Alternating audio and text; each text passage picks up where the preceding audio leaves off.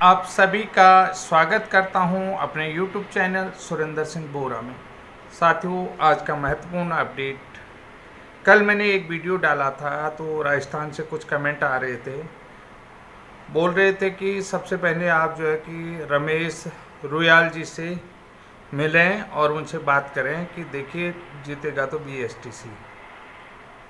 क्योंकि इस विषय में मैंने आपको बता दिया है कि 30 मई 2018 का जो पत्र का संज्ञान दिया था और MHRD ने NCT को क्या लिखा क्या नहीं लिखा और क्या उसमें NCT को बोला गया था, क्योंकि सारी चीज़ें NCT के ऊपर थी और NCT से यही कहा था कि पूर्व में भी जो है कि उत्तराखंड में हो, राजस्थान में हो, उत्तर प्रदेश में हो, B.Ed वाले प्राइमरी में पढ़ाते आ रहे हैं और जिसमें कोई भी डाउट नहीं है। जो क्वालिटी एजुकेशन की बात है वो भी बहुत अच्छी तरीके से, कहीं पर भी कोई समस्या अभी तक देखने को नहीं मिली है। तो इसलिए आप चाहें तो परमानेंट जो है कि B.Ed को प्राइमरी में कंसिडर कर सकते हैं। तो इस बात को सुन करके राजस्थान वाले बोले आपने करा क्या है B.Ed वालों के लिए, आप जानते ही कितना है।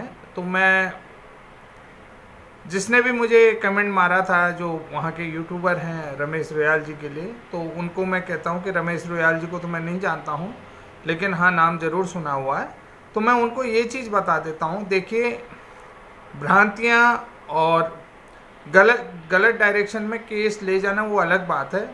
अभी हाल ही में आपने देखा होगा कि 12 जनवरी की जो बात बता रहा हूँ, 18 जनवरी को जिसमें फैसला आया था कि B.Ed ब्रिज कोर्सों को वहाँ पर एलिजिबिलिटी दे दी गई है लेवल 1 में, और उसके पीछे प्रयास मेरा ही रहा और उस प्रयास को काफ़ी हद तक वहाँ के लोगों ने सराहा है और कि उस बोला कि सर आज आपने जो डायरेक्शन दिया है वो काफ़ी हद तक सही लगा। और कोर्ट के जिन्हीं जज ने जो है कि जो राजस्थान हाई कोर्ट के जिन्हीं जज ने ये केस खारिज करा था, आज उन्हीं जज ने ये केस एक्सेप्ट किया हुआ है। तो ये एक बहुत बड़ी उपलब्धि हमारे लिए है और ये उपलब्धि जो है कि जो आपने डायरेक्शन दिया उस डायरेक्शन के कारण है, यानी कि मैं उसका क्रेडिट नहीं ले रहा हूँ। क्योंकि जो सुश्री कोमल गिरी एडवोकेट हैं B.Ed ब्रिज कोर्स वालों की राजस्थान में, तो उनसे भी मेरी बातचीत हुई थी। 5 मिनट बात हुई तो केस का डायरेक्शन मैंने समझाया था।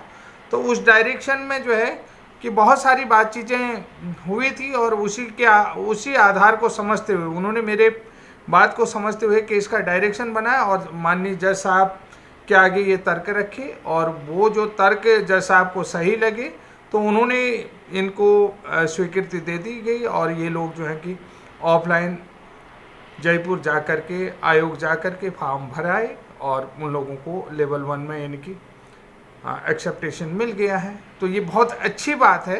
तो साथियों देखिए, अगर मेरी बात सही नहीं होती तो राजस्थान हाई कोर्ट क्या मेरी बात को मानता या मेरे डायरेक्शन को मानता? तो कुल मिला करके डायरेक्शन बिल्कुल सही थे और ये डायरेक्शन हो रहे हैं। तो आज का जो महत्वपूर्ण खबर मैं लेकर के आया हूँ तो वो है NIOS DLED शिक्षकों ने जो है कि सरकार को चेतावनी दी है। इस बारे में मैं आपसे बातचीत कर रहा हूं कि जो उत्तराखंड प्राथमिक शिक्षक भर्ती है तो सरकार द्वारा NIOS DLED शिक्षकों की अनदेखी पर अब शिक्षकों ने मोर्चा खोल दिया है। पूर्व में हाई कोर्ट से निस्तारित हो चुके मामले में विभाग के सुप्रीम कोर्ट पहुंचने पर शिक्षकों ने सरकार को चेताया है कि यदि उनकी अनदेखी हुई तो स्वजनों के साथ सड़कों पर उतरकर आंदोलन करेंगे। उत्तराखंड NIOS DLED TET प्रशिक्षित शिक्षक महासंघ के अध्यक्ष नंदन बोरा ने बताया कि 2020-21 में शिक्षा विभाग की ओर से प्राथमिक शिक्षकों की भर्ती का विज्ञापन जारी किया गया था, जिसमें पहली वरीयता 2 वर्षीय DLED डिग्रीधारियों को दी गई थी। साथ ही DLED प्रशिक्षित नहीं मिलने पर B.Ed प्रशिक्षितों को मौका देने का उल्लेख था। विभाग ने प्रक्रिया पूरी कर NIOS से प्रशिक्षित DLED धारकों को भी मान्य कर दिया, मगर बाद में विभाग ने ही इसे निरस्त कर दिया, जिसका कारण नियुक्ति पा चुके DLED शिक्षक हाईकोर्ट चले गए और वहां से न्यायालय ने भी निर्णय NIOS DLED प्रशिक्षण के पक्ष में दिया।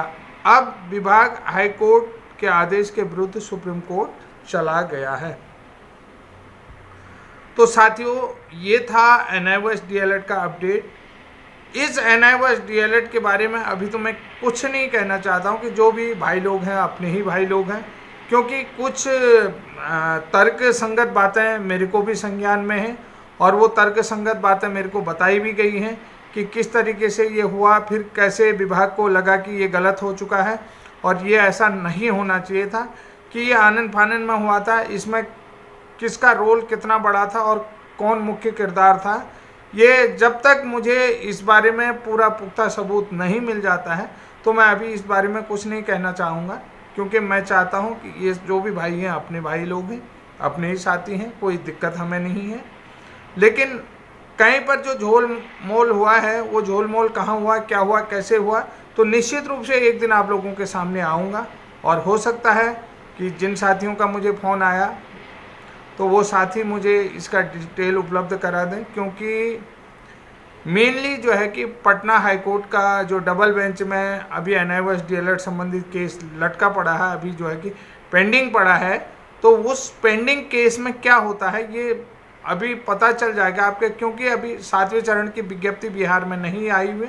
7वें चरण की जो विज्ञप्ति अगर बिहार में आती है तो उससे पूर्व अगर सुप्रीम कोर्ट का जो डिसीजन आ जाता है B.Ed वर्सेस BSTC में, तो यानी कि B.Ed के पक्ष में वो डिसीजन आता है, तो उसमें क्या महत्वपूर्ण होने वाला है, ये महत्वपूर्ण डिसीजन हमको देखना पड़ेगा। और उस महत्वपूर्ण डिसीजन के आधार पर निश्चित रूप से कुछ न कुछ बदलाव होंगे। और मैं निश्चित रूप से मानता हूँ कि जो न्यू एजुकेशन पॉलिसी है उसके कारण भी कुछ नए बदलाव भर्ती में देखने को मिलेंगे। और ये बदलाव कैसे होंगे, क्या होंगे, जल्द ही आप लोग जो लोग नए हैं तो वीडियो को प्लीज़ मेहनत करता हूँ थोड़ा सा सब्सक्राइब कर लीजिएगा। और निश्चित रूप से मैं आपको ये आश्वस्त करता हूँ कि अगर मुझे डिटेल मिल जाएगी तो NIOS DLED के संबंध में वो डिटेल भी मैं आपको लाऊंगा, क्योंकि उसमें जो है कि किसी केंद्रीय मंत्री के कोई प्रतिनिधि रहे हैं तो उनका भी संज्ञान आ रहा था मुझे। तो अब वो केंद्रीय मंत्री जो है कि उनके प्रतिनिधि कौन है, क्या है, अभी तो मैं इसमें पुख्ता बात नहीं कह सकता हूँ कि क्या हुआ एक्चुअल में, क्या नहीं हुआ। ये थोड़ी सी बात अभी मैं पूरी तरीके से समझ नहीं पाया हूँ, तो थोड़ा सा आप लोगों को संज्ञान दे रहा हूँ कि जो डिटेल भी मिलेगी, अगर मिलेगी तो निश्चित रूप से, अभी सच है झूठ है ये मैं नहीं कह सकता हूँ, क्योंकि अभी तो सिर्फ कयास लगाए जा रहे हैं। तो कयास लगाने के बावजूद क्या आगे सच है या गलत है ये चीज़ मैं निश्चित रूप से नहीं कहूँगा। तो साथियों, तब तक के लिए जय हिंद, जय उत्तराखंड।